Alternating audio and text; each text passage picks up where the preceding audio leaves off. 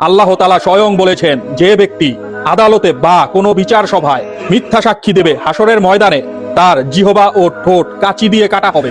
Share করে অন্যকে জানার সুযোগ করে দিবেন। ধন্যবাদ।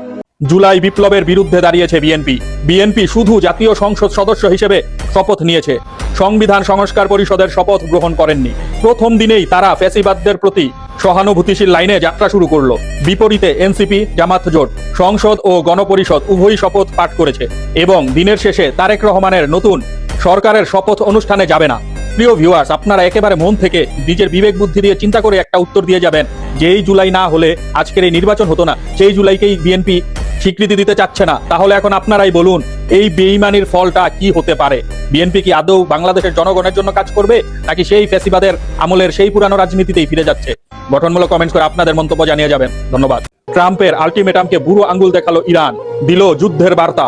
সরাসরি হামলার হুমকি দিয়ে তিনি স্পষ্ট ভাষায় বলেছেন, পারমাণবিক ইস্যুতে চুক্তি করার সময় ফুরিয়ে আসছে, সমঝোতায় না এলে ইরানে আগের চেয়ে ভয়ঙ্কর হামলা করা হবে। তবে ট্রাম্পের আলটিমেটামকে মোটেও তোয়াক্কা করছে না ইরান। মার্কিন হুমকিতে মাথা নত করবে না জানিয়ে দেশটির পররাষ্ট্রমন্ত্রী আব্বাস আরাঘচি এই মন্তব্য করেন, সাব্বাস, ইরান বাঘের বাচ্চার মতো কাজ করতেছে। ক্ষমতা হাতে পাইয়া যারা এলাকার মানুষের ক্ষতি করতে চায়, একবার ভাইবা দেখো বন্ধু, ক্ষমতা চইলা গেলে তোমাদের কি গতি হইব বন্ধু? কথা একদম ক্লিয়ার, সমাজে এক চাকায় কোনো গাড়ি চলে না, মিনিমাম 2 চাকা লাগে। সরকারি দল যদি ইতিবাচক কার্যক্রম পরিচালনা করে, আমাদের সহযোগিতা থাকবে। জনস্বার্থে বিঘ্নিত হলে আমরা তো জনগণের পক্ষে অবস্থান নিব। প্রিয় ভিউয়ার্স, আপনাদের কাছে কি মনে হয়? একেবারে মন থেকে উত্তর দিয়ে যাবেন। বিএনপি কি আসলে জুলাই যোদ্ধাদের সাথে বেইমানি করে যে কাজটা করলো, এটা কি জাতির সাথে বেইমানি না? অবশ্যই গঠনমূলক কমেন্টস করে আপনাদের মতামত জানিয়ে যাবেন। ধন্যবাদ। আগে পরে বাংলাদেশের রাজনীতি করবে আওয়ামী লীগ ও বিএনপি। জামাত হবে নিষিদ্ধ আর এনসিপি হবে বিলুপ্ত। বলে রাখলাম, মিলিয়ে নেবেন, জামাতের লোক দেশ থেকে পালানোরও সুযোগ পাবে না। আর সেটা বিএনপি আওয়ামী লীগ মিলে একসাথে করবে।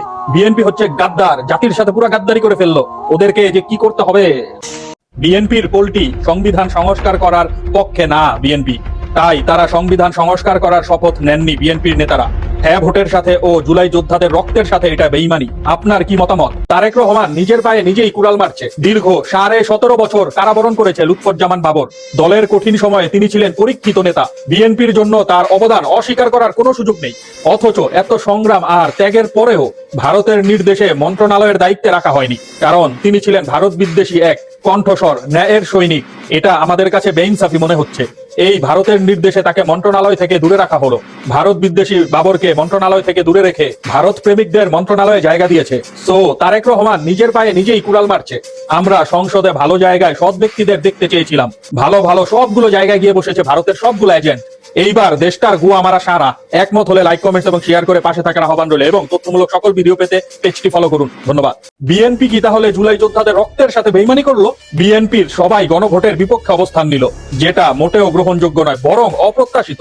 বিএনপির বোঝা উচিত, এই গণভোট বাতিল হলে তো জাতীয় নির্বাচনই হবার কথা ছিল না, বরং নির্বাচন হতো 2028 সালে। উনারা যদি পুরোপুরি এই গণভোটের বিরোধিতা করে এবং মনে করে যে ক্ষমতায় চলে গেছি, এখন যেভাবে খুশি সেভাবে সেই কাজ করব, নিয়ম কানুন সব চেঞ্জ করে ফেলবো, তাহলে তাদের এটাও জানা উচিত, গণভোটের বিপক্ষে গেলে আজকের এই জাতীয় নির্বাচন ও ফলাফল দুটি অবৈধ হিসেবে বিবেচিত হবে।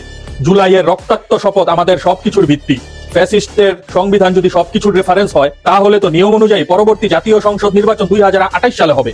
বিএনপি কি তাহলে জুলাই যোদ্ধাদের রক্তের সাথে বেইমানি করলো? ইনশাল্লাহ এই বেইমানির ফল দেওয়া হবে, কোনো মাপ নেই। আমার মাথায় ধরে না। প্রিয় বাংলাদেশ, আপনাদের কাছে আমার ছোট সহজ প্রশ্ন, আশা রাখি উত্তর দিবেন।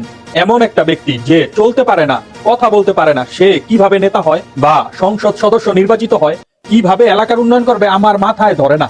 সেই এলাকার মানুষরা কেমন বিবেকবান, আকলমন্দ ও জ্ঞানী মানুষের অভাব। যেই শিশির মনির মানুষটির দিকে সারা বাংলাদেশ তাকিয়েছিল, শিশির মনির ভাই যদি জয়ী হতো, তাহলে দিরাই সাল্লাবাসীদের জন্য সুনামগঞ্জ 2 আসন কত ভালো হতো। একবার চোখ বন্ধ করে চিন্তা করে দেখুন, দুর্নীতির এই দেশে যোগ্য লোকের যোগ্য স্থান নাই।